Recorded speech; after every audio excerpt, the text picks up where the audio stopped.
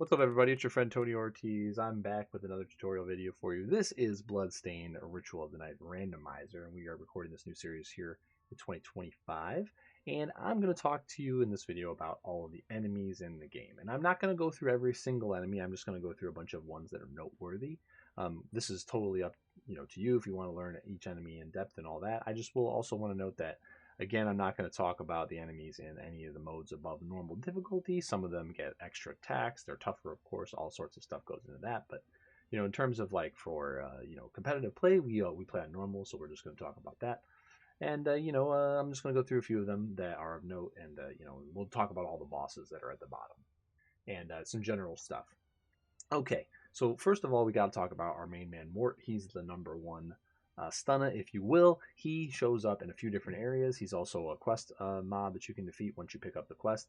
But the main thing we want to talk about when it comes to Mort, or Morte, however you like to say that, is he has a very weird special property, and I'm not really sure what it causes it, but he has a very small chance to drop his shard 100% of the time, no matter what. So when you play randomizer, everything gets shuffled. So his nothing usually will get shuffled away, and a random shard will be popping onto him in max chaos, or whatever will pop onto him in also STS, because he has the none property, and the none can be shuffled to I think anybody. So he'll just drop 100% of the time, and you'll notice this pretty quick by the time you kill your third or fourth one on the boat. Sometimes we just dash right past them, but a lot of times we'll just take a chance on seeing 100% drop. We'll kill them and see what happens. And if you kill one and it doesn't drop immediately, then it's not 100%, and you make the tactical decision to move on from there, or whatever. The good thing about it though is even if the shard is bad that drops, whether it's a useless purple or if it's just a garbage other shard because whatever, you can still farm up to 9 of them, which is the maximum you can carry, and sell them when you get to the village. So it's just free money basically, and it's much better than your average money drop from any enemy. And it'll let you buy some items early, which can be useful. But also, if it's a great shard, you definitely want to stack up 9 of it because, like we mentioned in the shard video, one of the 2 ways to upgrade shards is to just have more copies of something. So you'll definitely want to kill 9 before you get to the boss, which will help you kill the boss. And in the rare event that you play Max Chaos and get a Warp Stone, a Waystone, on the boat and you use it to skip the boss, you'll definitely want to have something decent to carry on in the next area, because you're going to be skipping a bunch of checks and all this other stuff and maybe coming back later. So there's definitely special attention that needs to be paid to this guy and all of that. He also has a large version that will show up in the Den of Behemoths, where there's a bunch of large versions of the other enemies, and that will share whatever drop he gets. We'll try to gloss over all the ones that have that going on for them. I'm not 100% sure I'll hit them all, but I will definitely try to. We'll quickly briefly mention the Cannon Mort here, because the Cannon Mort, the one that you find first on any randomizer, no matter what style you play, will always drop their shard 100%, just like it does in the base game. So if you're playing on STS, this is always going to be a purple, and if you're playing on Max, this will be anything. So whatever it is, you'll definitely want to kill that first one to make sure you get that drop and go on from there. Okay, let's see here. Dullhammer, probably worth mentioning just because he is a quest kill mob as well. And I'm not going to mention all of the mobs that are up for quest kills, but like especially this one, because if you play STS, his reward is normally a piece of food or drink, and that can be very handy because if you have Alkahest especially, you can break it down, recraft it. Whenever you craft something, it becomes available for purchase in the shop. So not as important with like say random equipment or whatever, but when it comes to food and drink items, it could be very useful because you might need some extra healing to get through the end of the game, and you could use that to your advantage. If you see Alkahest, and food always breaks down into its own ingredients and then recrafts with its own ingredients, so you have a lot of utility there. So you might want to just remember this guy, he's only on the boat as well, so you have to go back to kill him. You can't just pick him up conveniently later, so this is a decision you'll have to make throughout the game depending on what his reward is. Just wanted to casually mention him there. Yeah, pretty much not too much to say about some of these other guys. All the difficulties pretty much right around the same. Quick mention of BGK, Blood Grinder Knight. He's the first enemy that's resistant to slashing. You can kind of like look right here. You see it's minus 50. So that's more than average. So that might seem like he's a bit tougher, but really it's just because you'll more than likely have a slashing weapon. A lot of basically every sword, Most of the whips, like they're all, do slashing damage. Great swords and stuff like that. So, the difficulty is not ramping up here. Just wanted to make a special note of that because that's where it starts to seem like it is, but it's not. So, and then Toad we want to really mention just quickly because not all enemies have the same drop percentage for their shards. And you can see like right here, Ghost has a 2, Seema has a 3. And this isn't too relevant if you're playing STS because most of the things that you play or that you kill in STS have a 4% drop rate. You can see Barbados has a 4, Plume has a 4, Bloodgrinder has a 4. Toad is of a special note because it has a 3%, so it is 1% less. Also, the only place to farm it in Garden of Silence is in the big room in the middle, and which takes a long time to reset, and it takes a long time to just kill more than the first 1 or 2 toads that are there. So a lot of us will basically skip this guy. Not a majority necessarily, but a lot of us will skip this guy and come back later, or we'll go to try to farm him in a different room where he's easier to get to, or in the caverns, what we call the Forbidden Underground Waterway, where there's a bunch of rooms where there's just he's just in there, and you can get him. He does have a large version as well that will pop up in the Den of Behemoths, which shares the same shard drop. Let's see. Let's go through the list here. Not too much to write home about here. Probably want to mention that Boer has the same drop as Boer armor. And then there's another Boer later that also has a shared drop. We'll talk about it when we get down there. But we do want to mention the Scythemite real quick. This guy is interesting because he only spawns on conditional stuff. So you have to be in the very specific area where he's at, which is the Tower of Twin Dragons. You have to be in the, I think it's only the upper um, areas of the first tower. Maybe it works in the lower areas, but I've never seen it. But basically what you have to do is you have to draw blood on an enemy. And then after you draw blood from an enemy and you see the blood animation in the background, then you have a chance to spawn one of these. And you'll get an audio cue because you'll hear the wings, basically the insect-style wings. And then when this enemy comes, they will float up at the top of the screen, so they're not as easy to kill if you don't have a movement or anything like that. But, definitely want to note this guy. It won't come up too much for you in STS, but in Max Chaos, this guy sometimes will have a movement shard, or sometimes will have dimension shift or something you need. It's an interesting one. All right, let's just continue to go forward. Carriagemore, I believe, is the one that might share a shard with somebody else. What else in here is of note? So difficulty starts to increase on killing stuff somewhere in, I want to say like this area, where you need like, the HP kind of jumps up to like 150-ish. You kind of get back here, you get 150. You have lower HP here. But yeah, like, let's see, what's of note here? I guess you could talk about Wolfman and Rulsha. These are the first opportunities you have to get blue shards randomly. There's a Craftwork boss that you will get a 100% drop from that is normally a blue shard in STS. But, if you're looking for Accelerator, you can farm these. Wolfman doesn't really have a great place to farm. There's like the bottom of the tower, but it's still a long run up to reset his room. It's not the best. Rulsha, though, however, has a very quick reset, and it's right by OD the Librarian, who you're going to want to visit at least once in every run, unless you have like a complete Jet Seed. So farming her is really good in STS. It's a 1 in 9 chance to get Accelerator, which will just like rocket you through the rest of the game. So maybe mention her. Also, a cool note about her is that she's actually the only enemy in the game that will not attack you unless you attack her first. She'll just hang out, and if you just stand in the room and chill, she'll actually end up casting a buff on you, which is kind of interesting. But if you have the English voice acting on, she'll say, "How dare you?" when you attack her. So yeah, just a casual mention there. Don't Kunikune is an optional super boss. He's just listed here because this is where they put him. I mean, these are the enemies in the train section, I guess. So don't really worry about this empty slot when you're racing. This will almost never come up. Dragon is an interesting one. He's in a few different places. Yeah, I mean, there's not too much to say about any of these guys, really. Chair Mimic is a special one. So Chair Mimic, more so than himself, the shard does something interesting. So yeah, you'll see this guy around. It'll just be this exact green chair, and it is an enemy. But you often will just walk right by this and not notice that it is. And sometimes it won't actually bother to attack you until you attack it first. But if you sit in it by accident, then it's on. So just a quick note on that one. Let's see. Triwheel Brewer also has the same drop as the Boer Armor and Burr. That's an interesting one to point out there.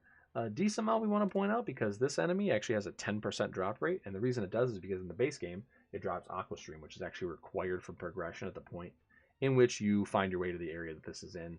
And yeah, the game doesn't really tell you this; it just exists. So this is one of the ones you always want to try to go out of your way to make sure you kill an STS because you're just going to get a way better chance for it to drop quickly.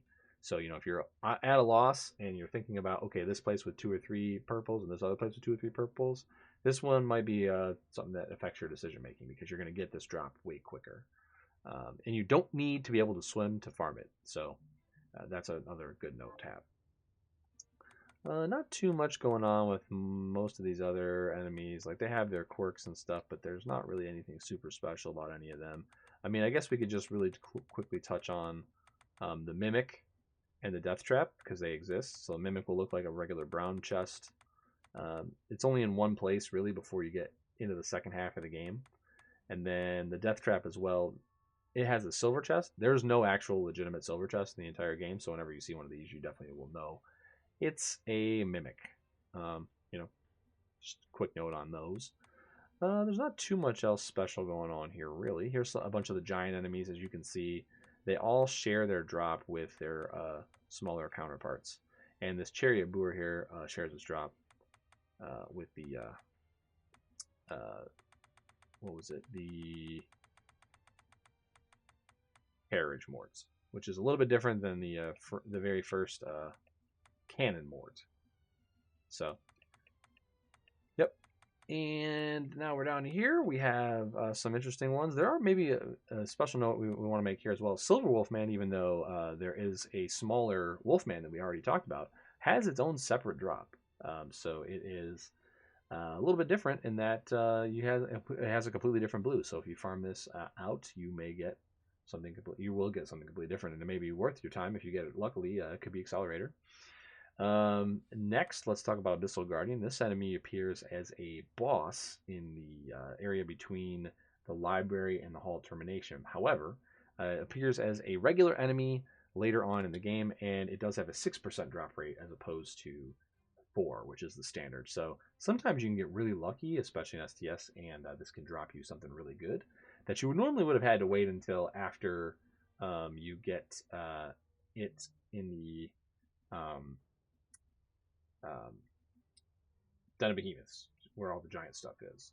Unfortunately, though, something super good could be here, like Reflector Ray, something that like gets you movement, and all of a sudden now, if you don't get this drop when you kill the mini boss one, it's now locked behind the Zangetsu Toe Sword and finishing the Jeeble fight to open that area up. So, kind of a double-edged sword on this one. Harrier is an interesting one to note. This one normally has Accelerator. It's very long to go and check this. It's out of the way. But it is 100% drop. You don't actually kill Harrier. You race him in a racetrack filled with guillotine-like arms and spikes and all sorts of other fun stuff. We almost never will check this because to go out of the way where this is, it has to be Accelerator for it to be useful to us. And by that time, we're already really close to the end of the game, and it's more than likely not going to be worth it. Sometimes you just can't even win the race because you have to have a bunch of other movement to get through, and without the armor that makes you immune to like background effect damage like spikes and stuff, it's very hard to actually beat him. If you add in the movement and that, it's really easy. Let's see what else we got here. Again, Fusion. Demon Lord is an interesting one as well. This one will actually not just be in the area that he's relegated to, the Glacial Tomb. This is actually not correct in the only spawn area. There is an optional boss fight with Carpenter that we'll talk about a little bit later, and Carpenter can summon these guys into the fight. So in theory, you can farm this purple without having access to the very last area in Glacial Tomb, as long as you have access to the Carpenter key and you're willing to risk dying a ghostly death via chisel in the Carpenter fight. So special note about that one there. The 8-bit enemies all only spawn in their little 8-bit area. There is a purple, so if you are playing STS, you will want to keep that in mind. The little skull guy does drop a purple. The only way out of the 8-bit area is to either defeat the boss at the end, which is a big pain, and also does not drop a purple, or it's to waystone out. So a lot of times we will leave this, especially if we don't have waystones to get in and out quickly. There is only a finite amount of 8-bit skulls. It is not infinitely respawning in that area. 8-bit zombies do infinitely respawn towards the end, and I believe if you run all the way to the end and back, you can sometimes get ghosts to respawn, but I'm not 100% sure on that. Don't quote me. But yeah, the skull, there's a finite amount, so you will kill like the X amount, and if you don't get the purple drop, yeah, you either gotta beat the boss, which is a big pain, and has a lot of HP, 666, 100, or you have to waystone out. And a lot of max chaos seed, you're not going to have waystones, but you know, it is what it is. Okay, so now we have all the boss enemies, I believe, are coming up. Yeah, okay. So Master Carpenter, this is the boss I just talked about. He does a majillion damage. He has a ton of HP. He can summon in those demons. But his drop rate is 15%. Unfortunately, you're going to see this as sort of a half trend. A lot of these optional super bosses do not have a 100% drop rate. So going to fight them or farm them, especially in, say, like STS, where you know the ones that have purples, it's a choice. It's a routing choice for sure. Yeah. So 15% though. So whatever randoms here, that's what you'll get. Revenant, he has a 12% drop rate, but every time I've played, it's been 100. So I think this is just another bug as well. I've never seen him not drop his shard on the first kill ever. So, you know, just keep that in mind that if you have the Warhorse key that will open his room, you should be able to run in there and kill him once and get your reward. He also has a quest for him that you can unlock. So if you're about to kill him and you want to, and especially if you're in max chaos, I would actually teleport back to the garden area first, double check, grab his quest, then come and kill him, just so you can get that extra item if it's any good. Millionaire's Bane, this guy's a pain as well. He's another super boss, requires a key, Millionaire's key to get into his room. Again, you might have to fight him multiple times, 12% drop rate. This does seem accurate. He does not automatically drop on every single kill, but you know he's a big pain as well. I would definitely not fight any of these either of these two bosses until you have a lot of defense or healing to make sure you can get to the fight. You have some kind of strategy on damage. Revenant is a lot more easy to beat. You can just invert and stay on top of the screen. You're much less susceptible to getting hit. These two, that's not the case. And then he also has a lot of attacks that are easy to read and easy to avoid with just the most basic of movement, like double jump, high jump, accelerator, stuff like that.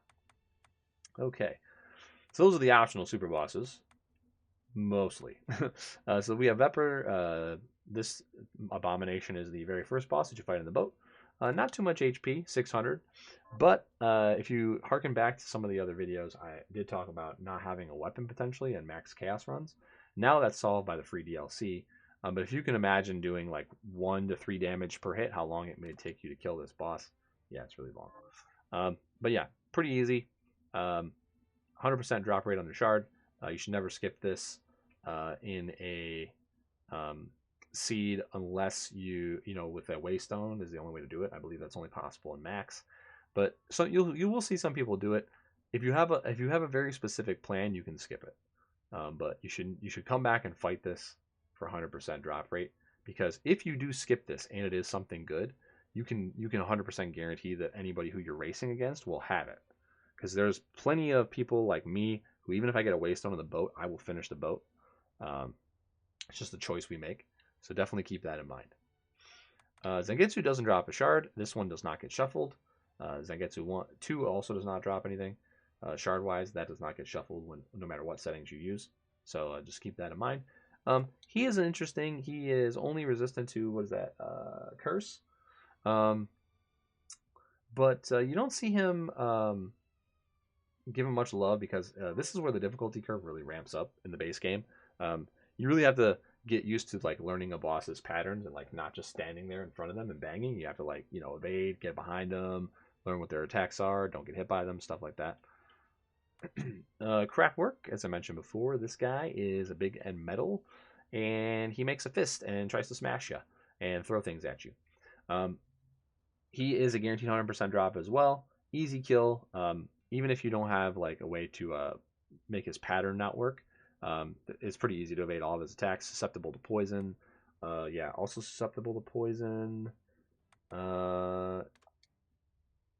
Yeah, she's susceptible to... I mean, most of the stuff is susceptible to poison. Revenant is not. Yeah. Carpenter is, and Bane is not. Yeah. So, if you got a poison shard, drop it. Andre Alphys. Same deal, 100% drop, vulnerable to poison. Jumps up around the screen. Try to kill this one early, or else the fight gets really slow because then you have to follow them around. Valak, auto scroller, resistant to poison, so don't bother here. You have 3 little rows of tower. You have to do X amount of damage to get them into phase 2. Then you can drain them all the way to 1 HP, and then in phase 3 you can hit them once as soon as they're available to be hit, and technically enter the phase, and then the fight ends. Quick special note: the left side will try to grab you and pull you down through the smashy floors. If you have a shard that like reflector ray or dimension shift, that is your only way to move around. Keep in mind that this boss fight happens in one of these 2.5D rotational areas, and those shards will not work.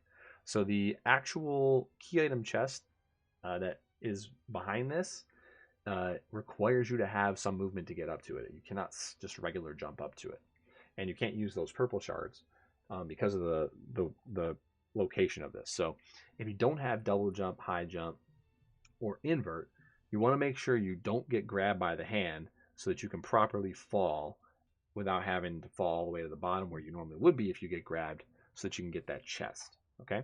If you do have one of those things, it's actually better to get grabbed because it's faster. It brings you down to the bottom faster. You don't have to even bother walking over and falling, and then you can just jump up and grab the chest and then go from there. So, note about that. The old Traino. Okay, well, Train is interesting. Train in Vain. Unfortunately, this guy is one of the easiest bosses to soft lock by accident in the entire game.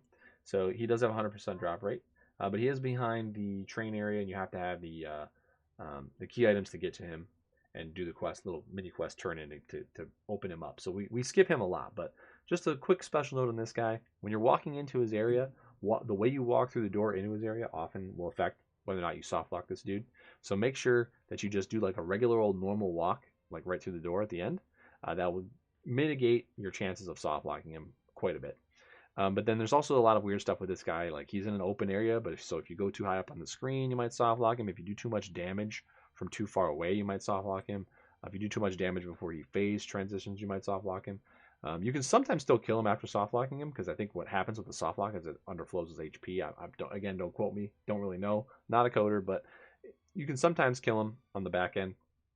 And but he has a lot of weird behavior. So this is one of the ones where you basically just want to take this one steady. Make sure you get the kill without soft locking, because even if you save before the train section, it's a long section you have to go through to come back to this guy after anything goes wrong.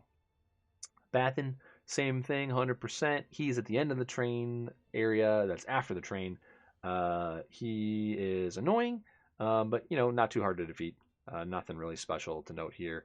He has his patterns. You dodge his stuff. That's it. Jeeble, you have to defeat Jeeble with the mechanics of the game to progress. He has 2800 HP. So when you get him down to 600 or less, the red moon will become available. So if you're good at counting your damage, you can kind of anticipate this and finish the fight a few seconds early. You have to be careful, though, to not kill him. And you can poison him. So sometimes that's a technique we use, but it is a little risky, especially depending on how much damage your poison is doing. But usually there'll be a save room right outside. If you're playing STS, there will be. If you're not in Max Chaos, there is a real chance that you cannot save by this guy. So keep that in mind when you're going to defeat him. You can't actually defeat him and continue playing without the Zangetsu sword. Zangetsu toe sword. Bloodless. She's in black right now because I have my blood color set to black. She's an interesting enemy in that her color will change depending on whatever your blood color is set to. She will have an outfit in that color, and all of her attacks will be in that color because she uses blood. And she's got an interesting gimmick. She refills her health towards the end, which is interesting. It is possible to outdamage her refilling her health, and sometimes this works correctly and just leaves her at 1 HP, and then you can kill her. Or sometimes you bug her and underflow her HP, like I mentioned before, and then you can also still kill her, but it just takes forever. This boss we usually almost always skip because, again, she doesn't drop a purple or a blue, which is useful. But also, sometimes you're forced to beat her because you have to go through the section that she guards to progress. It's very rare that this happens, but it can happen, especially in STS seeds. So just keep that in mind. You'll want to practice her a little bit just to be familiar. A lot of her attacks are easy to dodge, and once you get her patterns down, it's pretty easy. But she does hit really hard, so you get punished hard for not dodging her stuff. Next we got Alfred. He is probably one of the most annoying bosses to fight in the entire game. Like I would say it's him and Dominique. They're like right there neck and neck. He's got all sorts of crazy spellcasting mechanics, weird stuff. You fight him again on a 2.5D circular thing like you fight Vepper. He doesn't drop a shard, but when you beat him, it will break a seal in a room right below him, which does have a shard lamp in it. Normally it's going to be a white lamp if you are playing STS, so that will have a movement ability or shortcut in it. You know, sometimes you get sinker, sometimes you get shortcut. That's just the breaks. But yeah, this one you pretty much want to avoid at all costs, no matter what you're playing, until you have like a bunch of overkill stuff, so you can you know just run in there and just whack him and get him out of there before he goes nuts on you. You can skip his time stopping bubble phase if you do enough damage to him fast enough. Or you can effectively skip it, like he'll start to summon it, and then you'll kill him and hit one hit afterwards, and he'll die. But also, poison is effective on him as well. I think same with same with Bloodless. So poison's really good because, especially in this fight, because a lot of times you just can't stay near him. He runs away. He puts a bunch of stuff in your way to getting close to him. So if you poison him up, you'll still continue to do damage to him while he's off.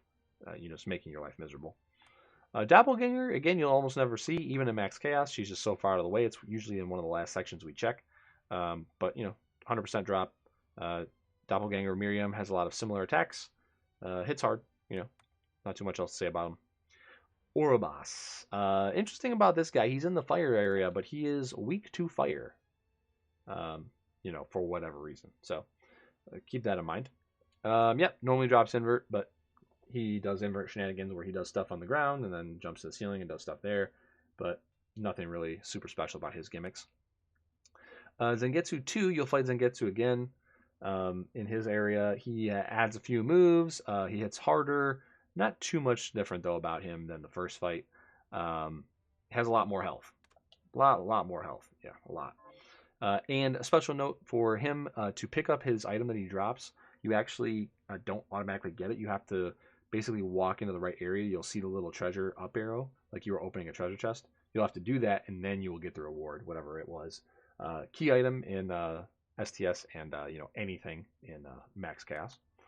Velfar, this guy is interesting. So he is in a room with spikes in the ceiling in the den area. We often skip him. You can completely skip this guy if you have Dimension Shift.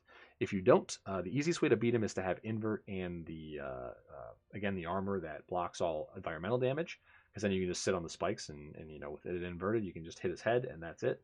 You have to be really careful when you fight this guy, though. He can grab you, spinning pile driver your head, and do a bunch of damage before you can wiggle free.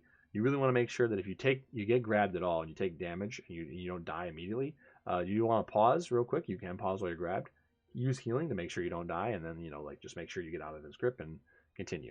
When you defeat him, he will steal all of your gold, and based on how much gold you have, is how much HP he will have. So if you want to enter this fight, you have to take it with as little gold as possible.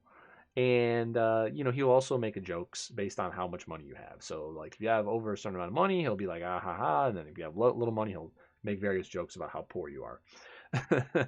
So yeah, interesting one. But again, he has a purple, so you might have to be required to do this in STS. So keep that in mind. 100% drop.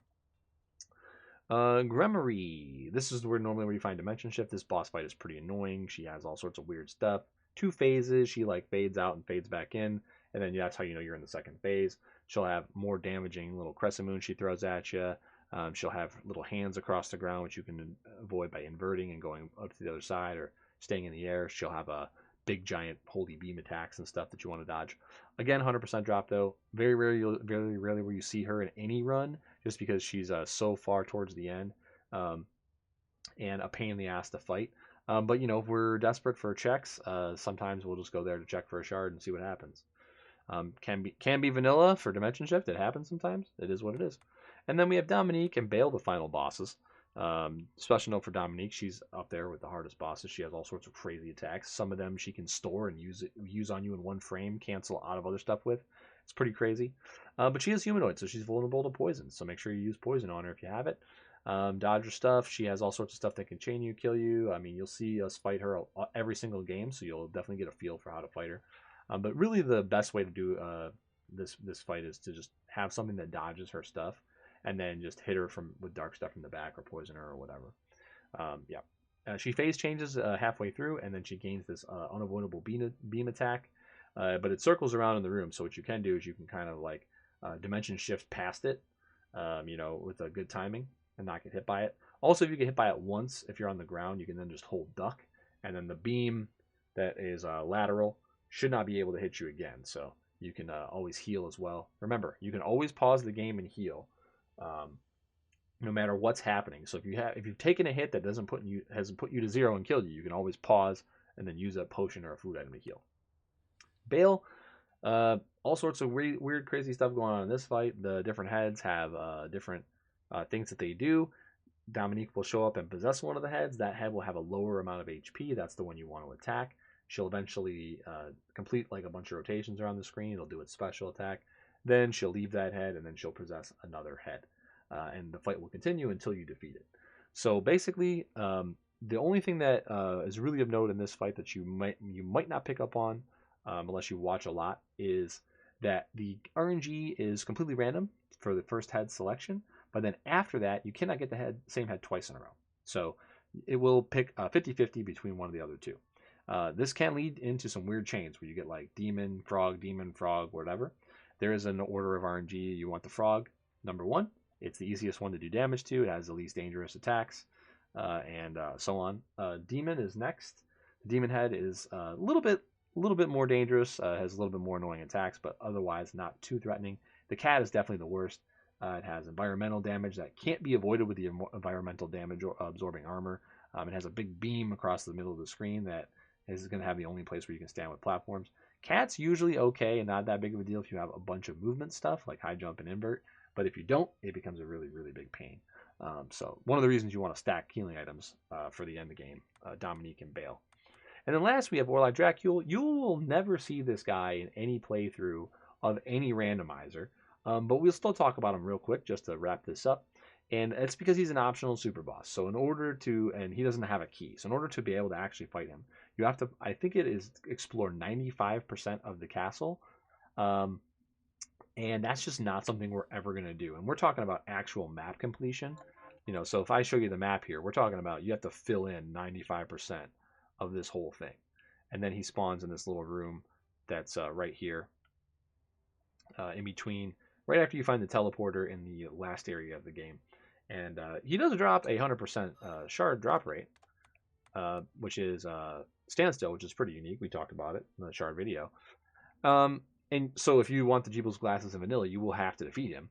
But yeah, even though it's a blue, there's just no way we're ever going to be exploring that much of the castle. We are going to find the shards we need. We're going to find the items we need without getting anywhere near there. I think the highest I've ever explored required, and only required because of my luck, like this dropped, I decided to go here, I decided to go there, and so on. I think the highest I've ever gotten in a max chaos, like all bosses run, is like 80%, 80 something percent. So, well short still of the 95 or whatever it takes to actually get him to want to challenge you. The only other cool reward, though, I think I mentioned this before, is if you do defeat him, he will, if you go back to his library, he will let you check out every single book instead of the maximum of 3, which is kind of interesting. And, it's just something that's there. So that's pretty much every enemy that's in the game that matters. There's a lot more that I didn't cover. Of course, there's a huge list here. They all have their unique attacks. But just remember that this demon list exists. So if you're confused, especially when you're practicing, you're learning the game, come on in here, take a quick look, see what the drop rate percentage is. You can see the drop pool. You can see all the stats, resists, and everything once you defeated one of these guys. It's a really handy tool to have, especially if you forget, you get lost. There's a lot of things going on in the game, and just tracking like the basic stuff, like what opens new areas. Sometimes you won't remember like what you've already defeated or whatever. Another great use of this is if you defeat an enemy and it drops its shard, but you accidentally leave the screen before you actually have it hit your character sprite, you won't get it, but it will be listed here in the menu. So if I kill this Ordog and by accident I pop off the screen before it dropped its shard, the game will see that I got the drop though. In terms of being in this list, I won't have it physically in my inventory and be able to equip, but it will know that I've seen the drop. So you can come in here, check Ordog, and see, oh, he drops flame cannon. I don't need that. I can just now move on to the next thing I'm trying to farm. So just keep in mind this is here. We talked about it a little bit in the interface menu. And make sure that you join me in the rest of the tutorial series that you need help with. And as I mentioned in every single one, make sure you watch the last video in this playlist. It is a very good and special one. It has a major announcement in it, and we look forward to seeing you guys in the next one.